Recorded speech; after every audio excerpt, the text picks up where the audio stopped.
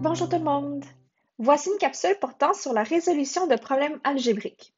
Si tu es rendu à écouter cette capsule, ça veut dire que tu as été capable de résoudre les problèmes dont le niveau de difficulté était de base. Dans cette capsule, nous allons augmenter un petit peu le niveau de difficulté en travaillant avec des problèmes de géométrie. Considérons ce premier exemple ensemble. Ici, nous avons la longueur d'un terrain rectangulaire qui est le triple de sa largeur. Le périmètre du terrain mesure 56 mètres. Et l'objectif de ce problème est d'aller déterminer les dimensions du terrain, c'est-à-dire sa longueur et sa largeur. Alors, pour les exemples de ce type, les mêmes 5 étapes que celles montrées à la capsule précédente s'appliquent.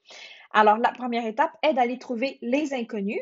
Ici, comme je l'ai dit, nous voulons trouver la longueur ainsi que la largeur du terrain. Et rappelez-vous qu'on doit aller se questionner sur laquelle des deux inconnus est le point de repère. Dans ce contexte, la longueur du terrain se base sur la largeur du terrain.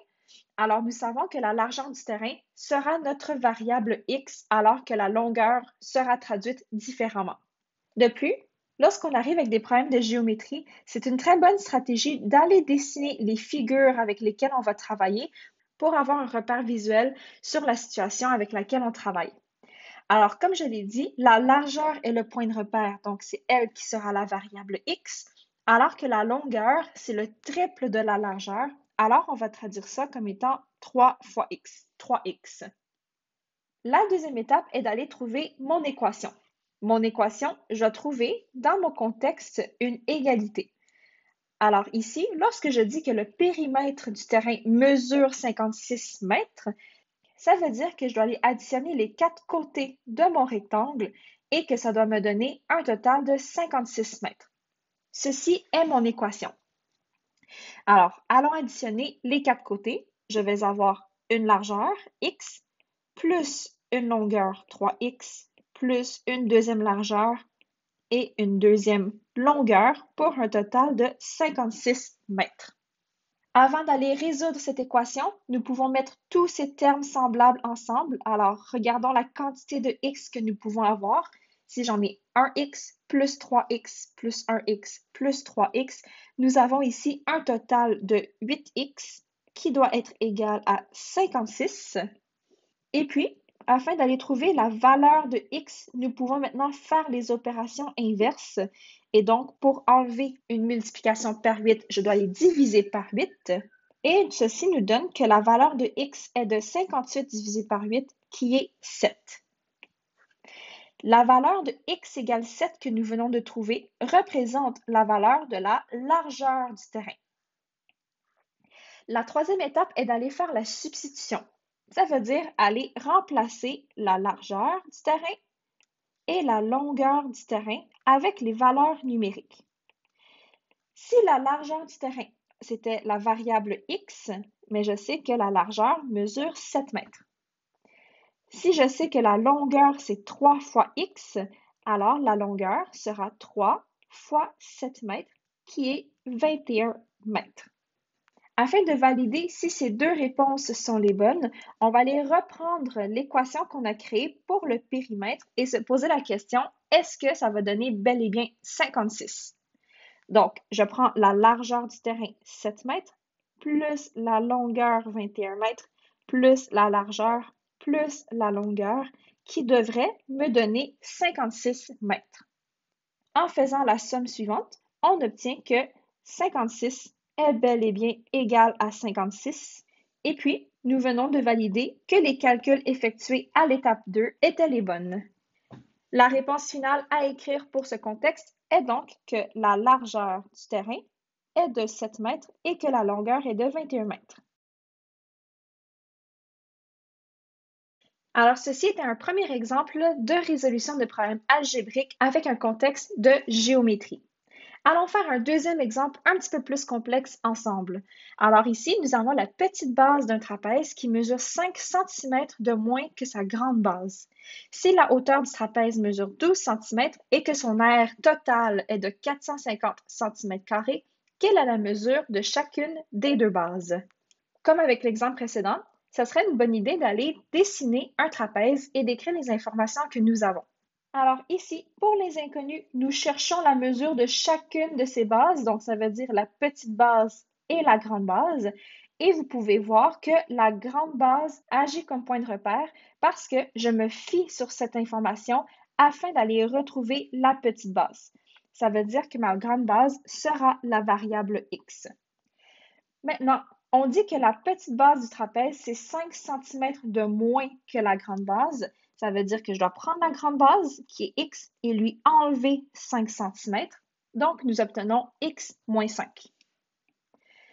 La prochaine information dit que la hauteur du trapèze mesure 12 cm.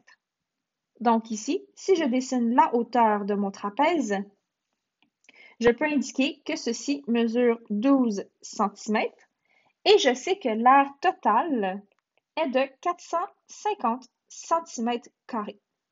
Afin de créer notre équation, nous allons utiliser la formule pour trouver l'aire d'un trapèze.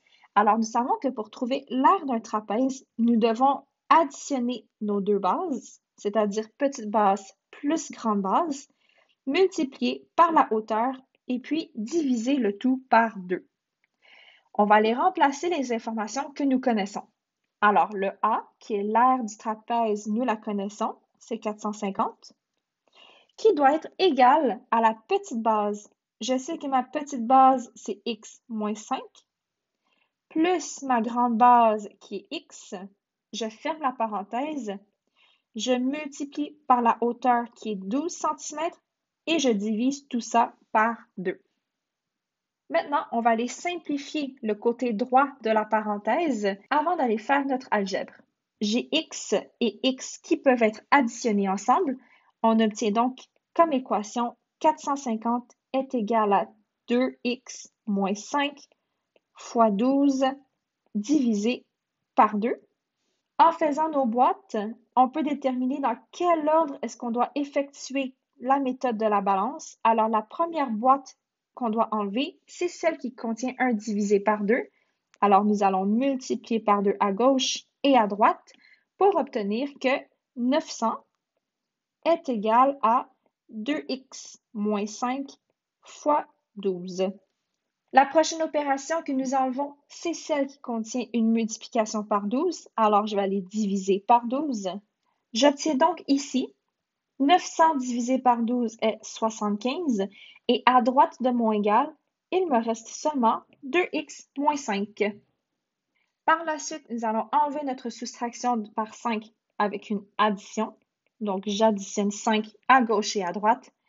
J'obtiens que 80 égale 2 fois x. Et finalement, je vais diviser par 2 pour enlever ma multiplication. Et je sais que 80 divisé par 2 me donne 40, qui est la valeur de x. Ce 40 que nous venons de trouver représente la valeur de x qui est la grande base de mon trapèze. Ainsi, rendu à l'étape de la substitution, je peux reprendre la petite base et la grande base afin d'aller trouver leur valeur numérique. Je sais que la grande base, c'est x qui donne 40 cm et la petite base, c'était x moins 5, donc 40 moins 5 qui donne 35 cm. Nous avons nos deux réponses, mais nous devons maintenant aller valider pour s'assurer qu'on n'a pas fait d'erreur. Alors, je veux prendre la petite base et la grande base de telle sorte que l'aire totale sera de 450 cm². Allons voir. Alors ici, si je vais aller trouver l'aire du trapèze, ma petite base, c'est 35. Ma grande base, c'est maintenant 40. Et ma hauteur est encore de 12. Je divise le tout par 2. On obtient donc ici 75 fois 12 divisé par 2. Et si j'effectue ce calcul dans ma calculatrice, 75 fois 12 divisé par 2 me donne bel et bien 450 cm². J'ai donc validé que nos calculs étaient bien faits. La réponse finale est donc que la petite base mesure 35 cm et la grande base mesure 40 cm.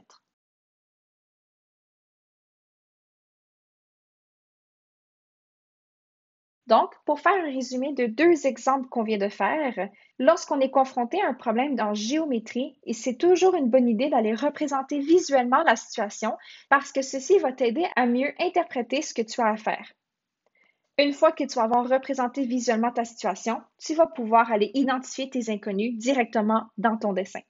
Maintenant, c'est à ton tour de pratiquer à l'aide de quelques exercices et si tu es capable de les faire aisément, tu vas pouvoir augmenter encore le niveau de difficulté avec la capsule suivante.